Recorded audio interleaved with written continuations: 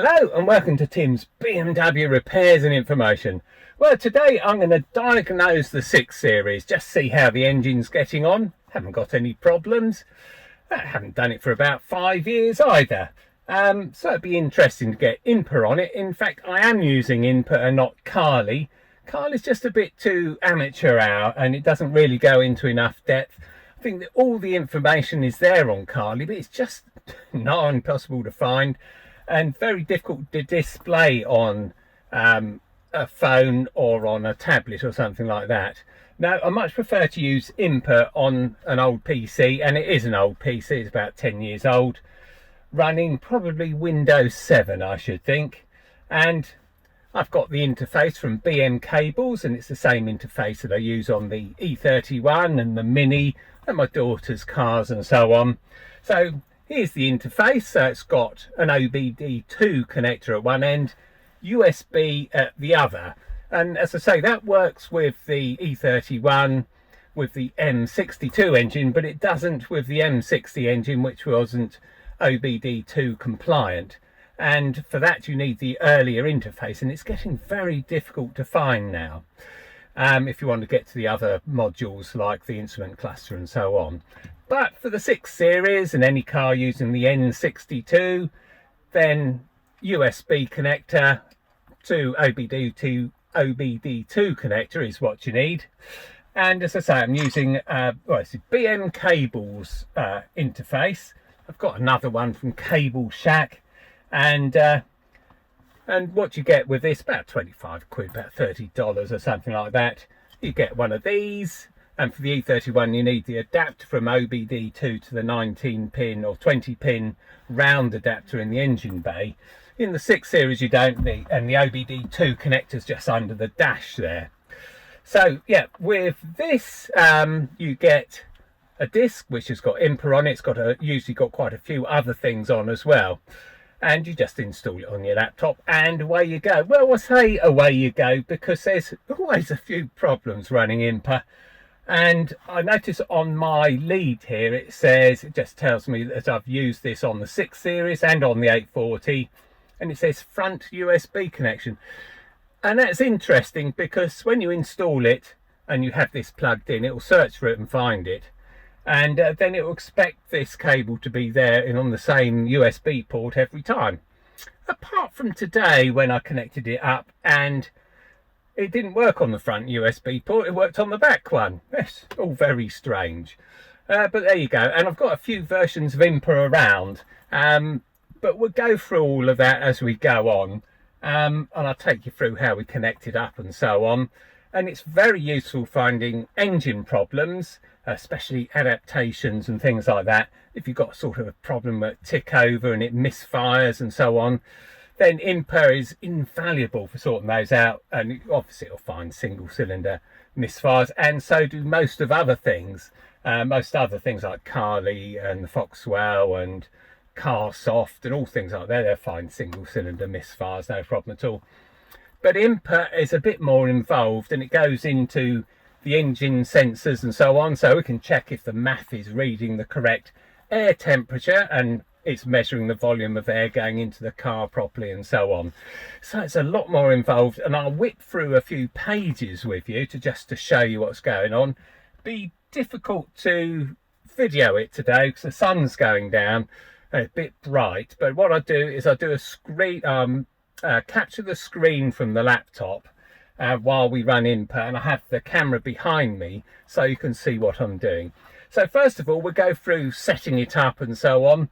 My laptop's running, it's on a stool so I can get it close to the car. We have to have the engine, either the ignition on so that it's ready to go, or running, and I prefer to have it running because then I can watch the engine temperatures and so on and make sure all the sensors are measuring the right things, which is quite important. You get to say the air temperature sensor, if that misreads the air temperature, or the engine temperature sensor misreads, then it'll try putting too much fuel in and things will go horribly wrong, and that will cause misfires and engine problems.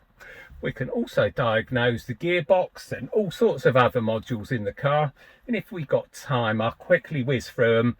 I don't think it's anything I've ever done with this car. I've checked the engine over to make sure it was okay, but that's about it. Righty ho, let's get the camera behind me, get things ready to plug in.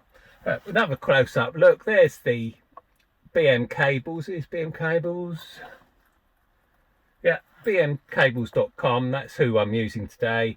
To USB. As I say, I mark on it where I've used it, because sometimes it will work on the 840 and sometimes it won't, and sometimes it will work on the 650 and sometimes it won't. INPA is like that, I'm afraid. You have to get used to it, and sometimes it will talk to you in German.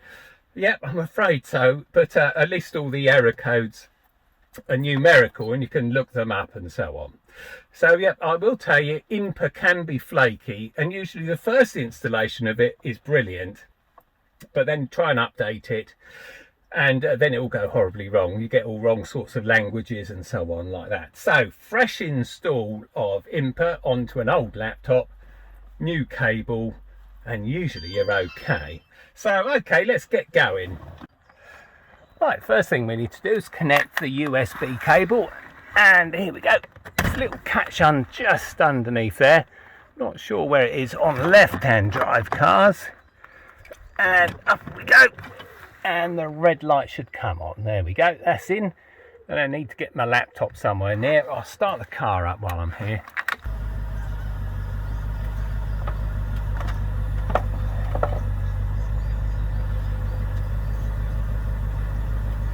Right, got my laptop in. Ancient old thing this is, I'll tell you that for nothing. Right, plug into the USB port. Try and remember which USB port you use. Right, let's record the desktop so I can see what's going on. So yeah, I've got Cable Shack's INPA, and I've got BM cables. We're going to use the BM cables one. Oh, there we go. Right, BM cables. Double click that. So it's a one-click install for most of these INPA programs. It certainly was from BM cables.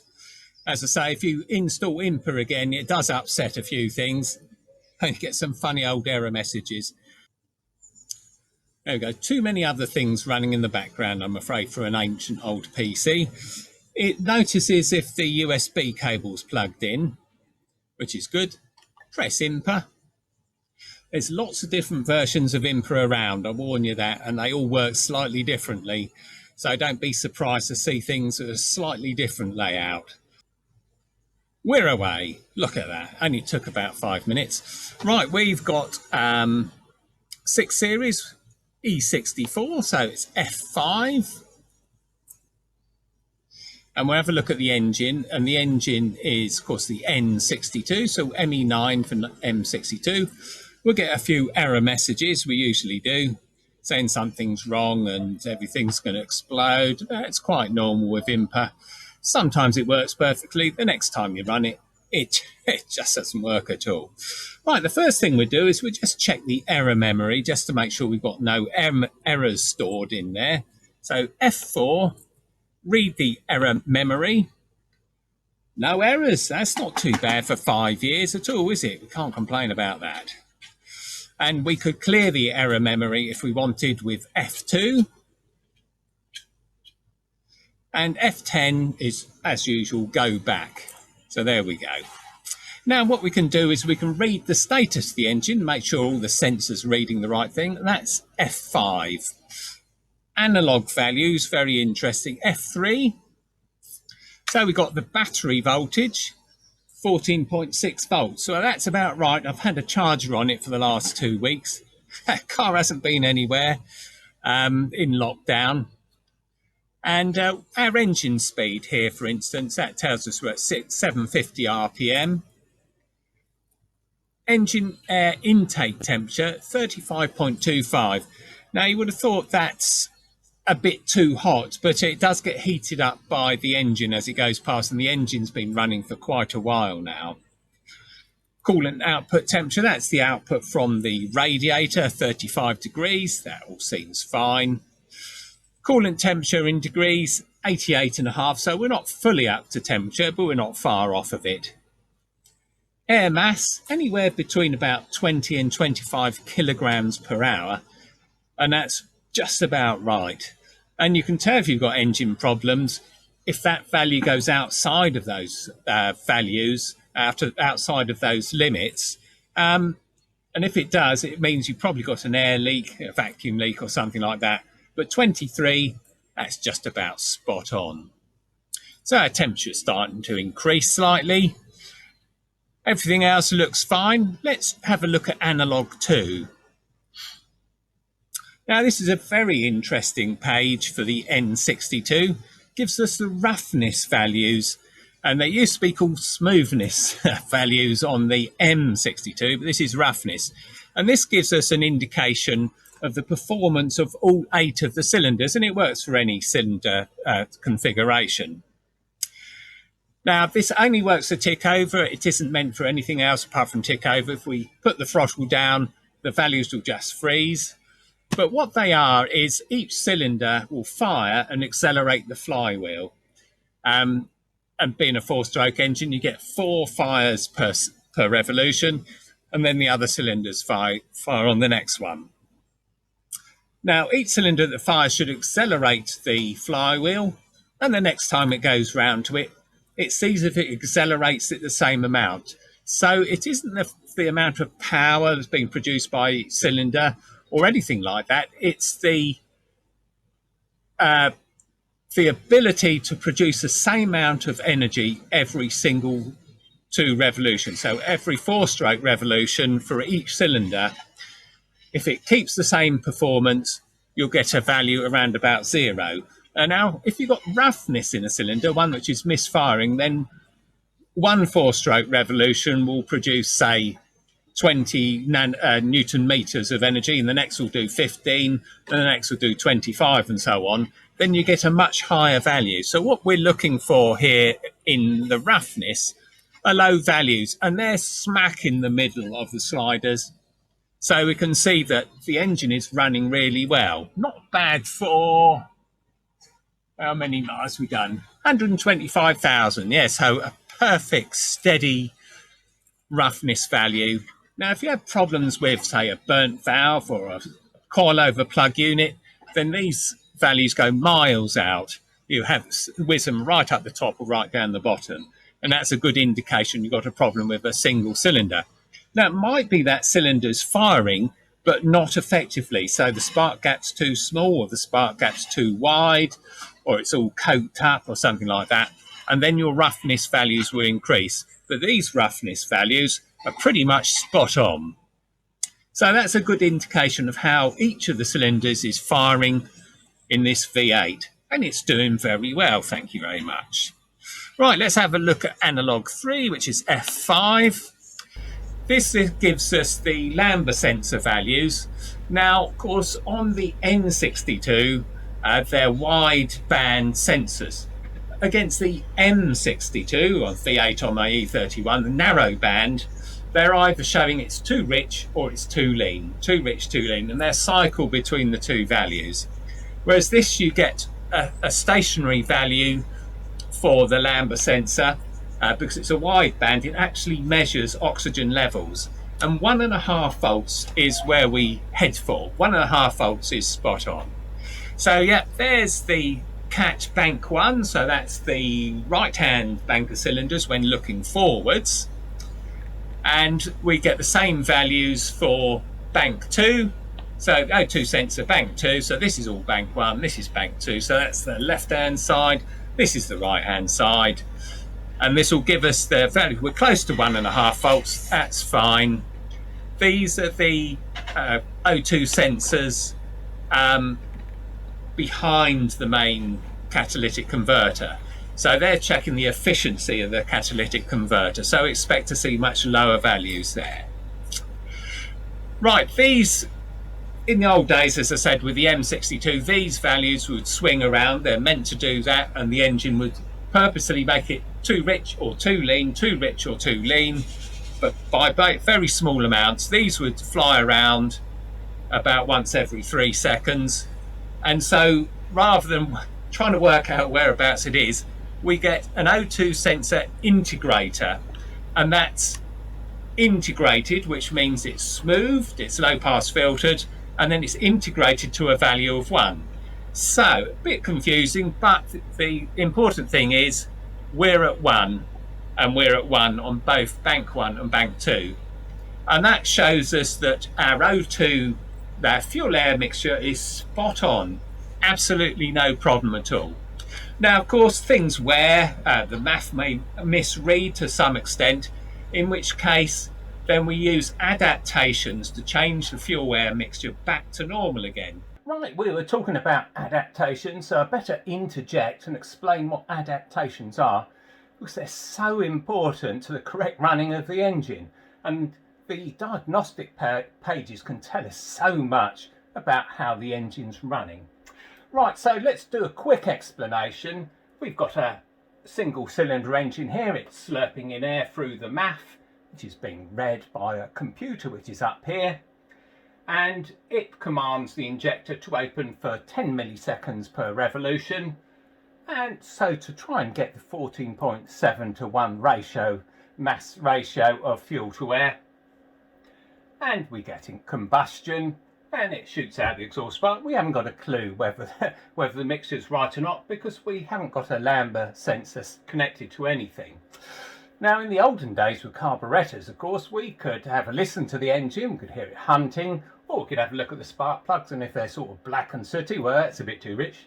And if they're bright white, well, that's very lean. And then we can move the needle up and down and so on. So, in a situation with an injector and a computer, well, the sensible thing to do is to measure the exhaust gases coming out, and we do that with a Lambda sensor, which is an oxygen sensor.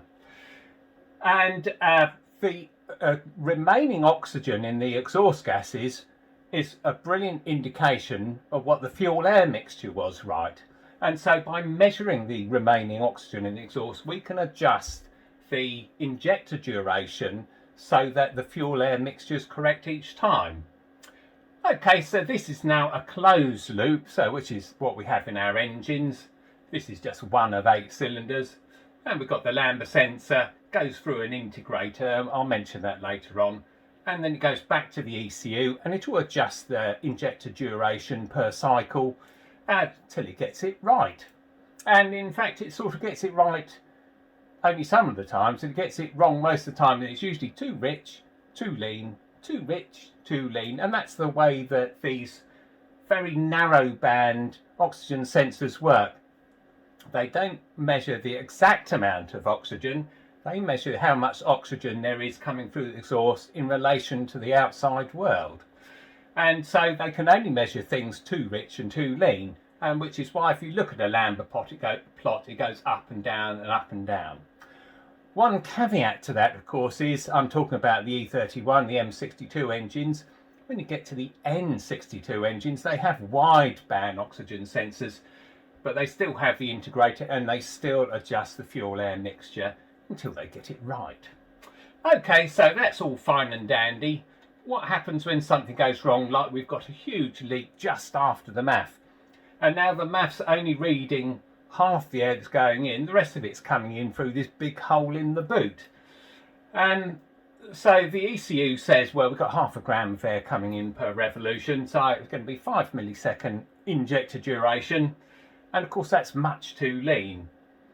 And the Lambda sensor measures it as being too lean, and it stays too lean. Instead of going too rich, too lean, too rich, too lean, it stays lean. And so what we have is, this is where adaptations come in. And the adaptation is the engine computer says, well, it's been too lean for quite a long time. I'm going to start increasing the injector duration each revolution, or each 10 or 20 revolutions, and see if we can get it back to being the right mixture again. And as it does that, it saves that information into the adaptations. So that setting can be used again the next time the car's started. So if we've got a leak, or the MAF isn't reading correctly, or some other problem, we don't want to be in a situation where we turn the key on the car the next morning and it's still getting it wrong. What we want is information stored that tells it to get the mixture right, and they are what adaptations are. And we have 2 lots of adaptations, one which is used at idle mainly, and it's additive, adds a bit of fuel each time, so it increases the injector duration each time. And the ones more for cruising, where it multiplies the injector duration by a certain amount, and it should be multiplied by a factor of 1. But if it's slightly lean, it would be 1.01, 1.02 and so on. Now with a leak just after the MAF, it's usually additive adaptations that will take responsibility for that, and it'll keep on adding fuel and adding to the number of the adaptation until it gets the fuel air mixture right. So when we have a look at the page of Diagnostics, it's got adaptations on it. If we had a vacuum leak, i.e. a leak after the MAF in the manifold or in the boot or any of those places on the inlet side, then we'd expect to see adaptations, the additive ones, quite positive. And as we'll see later on, my additive adaptations are more or less spot on, and so the multiplicative ones are as well. So that's a very quick explanation of what adaptations are. They are things that the computer for the engines store, so the next time you turn the key and start driving the car, it gets the fuel air mixture just about right. That's what they're there for. Of course, what we will find is that we had to look at the adaptations in, say, this car, which has got a leak just after the MAF. We'd expect to see those values very high, so the additive adaptations be 10, 20, 30, 40, 50 and so on. When they get to a certain point, it will store an error code and say, I can't make the mixture any richer, mate. Yes, I've reached the end of that. Adaptations at limits. And that's where that error code comes from. Adaptations at limits. Usually get it on one bank first and then on the other. And that generally means you've got an air leak, manifold or in the boot. Can also mean, of course, that the MAF is going out of calibration, because it just might be measuring the amount of air wrong. And people do spray them with stuff, but the general rule is to buy a new OEM one, and then at least you've got a true starting point. Now, the amount of fuel that's squirted in is, of course, modified by a lot of other things as well. Of course, the throttle valve position and the temperature of the engine and the coolant and all sorts of things like that. But the two major sensors, the primary sensors, are the Lambda sensor and the MAF. Now, Lambda sensors, the narrowband ones, generally don't go wrong. You'll get an error code for Lambda sensors that say 02 and it'll give you an error code for it. That's generally not the Lambda sensor. It means you've got an air leak somewhere and you can't get the fuel air mixture right. So don't confuse oxygen sensor or Lambda sensor problems with the sensor itself. They generally don't go wrong. They last more or less forever. It's generally some other problem with an air leak. And I've seen so many Lambda sensors whipped out for absolutely no reason at all. No, it's usually something, adaptations reach limits and you've got an air leak or the MAF's gone faulty. And it's very, very rarely a problem with the Lambda sensor. Anyway, let's have a look at the values on my N62 engine. O2 sensor additive bank one that adds or takes away fuel by small amounts. So if we had, say, a small air leak, then we'd expect to see the additive to be going upwards because it's got to add more fuel for the air that's leaking into the engine. So we'd expect to see a positive value there and a positive value on there. We haven't needed to add any fuel, so the value's very small, and this is absolutely tiny, by the way. It can move quite a long way before it will store an error code. We haven't got any error codes, we've just checked it.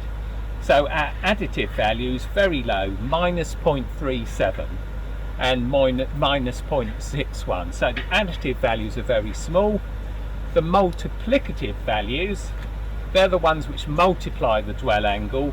They're at 1.02 and 1.03. So it's the dwell angle multiplied by 1.02. So it's adding a slightly bit more fuel on both banks, 1.03 times the amount of fuel we'd normally use. So these values are perfect. This is a perfectly good running engine. Absolutely no problems at all. Okay, so we've had a quick look at the adaptation values and the values of the O2 sensors. And as I say, quickly reiterate, we have wide band O2 sensors in front of the catalytic converter, and they'll measure a voltage rather than swinging lean and rich. 1.5 volts is where we generally go for. That's close enough. These are the O2 sensors after the catalytic converters, and they check that the catalytic converters are actually doing something, and these low values mean that they are. Integrator is this value, but low passed or smoothed, and then integrated to a value of 1. So 1 is good. Both banks are at 1, so that's working perfectly. And these are our adaptations. The additive are generally more concerned with the tick over. These are -0.42, -0.61, so very small values. That's running nicely. Multiplicative, more akin to when you've got your foot down or when you're cruising. They multiply the dwell angle, and 1.02, 1.03, absolutely perfect. Yeah, that's really nice. So we've gone quickly through the engine with the analog values. We can have a look at the digital values, and they're all self-explanatory. We're at idle speed, we're not on full load, we know which gear we're in, and so on. So yeah, the digital values I don't find that interesting. Status of switches, well, brake lights not on, and so on. Air compressors on, as always. So yeah, not so interesting, but as soon as we get to the analog values, much more interesting. Air mass somewhere between 20 and 25, absolutely perfect. Coolant temperatures now heating up. Of course, the N62 will run at a temperature much over the boiling point of water, which is why you have to use BMW's antifreeze. If you use plain water, you're going to ruin everything. So yeah, over the boiling point now, and the coolant temperature as it's gone through the radiator and going back into the engine, 42 degrees. That's lovely. This down here, the PWG voltage, is the voltage which is coming from the accelerator pedal, and this is the angle of the butterfly that opens and closes the fuel, the air inlet to the manifold. So that shows we've only got a 5.49 degree opening of the throttle body. Okay, so that's all straightforward. Engine roughness we've been through there. Lovely low values. If you've got a problem with an engine misfire, then these values will shoot right up, and it's absolutely obvious then which the cylinder is causing the problem. Analog 3, O2 sensors, and so on. So that's great. The engine is looking really good. Fantastic. That's great news. That's exactly what I want to see. Right, well, I think that'll do for one video. I was thinking of going through the gearbox and the body modules, but there's enough to try and understand about the values that come back with the engine diagnostics. Such a lot, in fact, that I did a diagnostics write-up on MeekNet, which you can read as well, and I put the link in the description. And we can talk about, and we talk about adaptations. That's where I got the drawings from earlier on. And we can have a look at real world values. These are screenshots from diagnosing my E31 probably a couple of years ago or so. I can tell you what each of the values means, how it affects the running of the engine, and so on. Yeah, so I go through each sensor, give an explanation of what it does, and also look at the smoothness page, which is called roughness on the N62. Well, on the M62 it's called smoothness, just for a change. And instead of the values going positive and negative, they just start from 0 and wind their way up. And the rougher a cylinder is, the larger the value it gets. And this isn't too bad. This is an engine that's running properly. The values get quite high on the smoothness values of an M62, especially an old car like mine. But here's one which has got a single cylinder failure. We can see one's much higher than the rest. And this one's gone horribly wrong, probably because it's got a burnt valve or something like that, or a catalytic converter's blocked up.